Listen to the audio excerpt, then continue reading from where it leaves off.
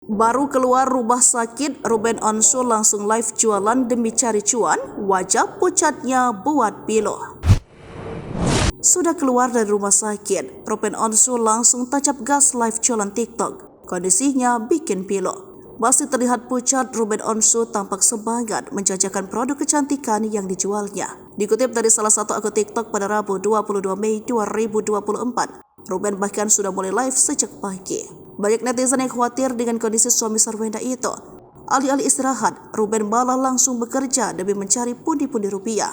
Tidak sedikit netizen yang mendoakan agar kondisi Ruben Onsu segera membaik walau kini telah keluar dari rumah sakit. Sebelumnya dikutip dari Tribun Seleb, Ruben diduga mengidap sakit langka yang biasa disebut empty sella syndrome, di mana empty sella syndrome adalah penyakit langka yang terjadi ketika kelenjar pituitari di dalam otak mengecil atau tertekan. Beberapa waktu lalu, Ruben bahkan sudah mengakui hal tersebut.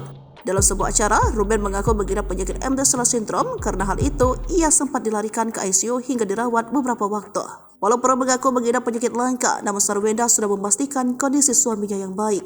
Sarwenda memastikan tidak ada sakit serius yang dialami Ruben Onsu. Ibunya ini menyebut cuaca panas jadi penyebab suaminya itu mengalami dehidrasi.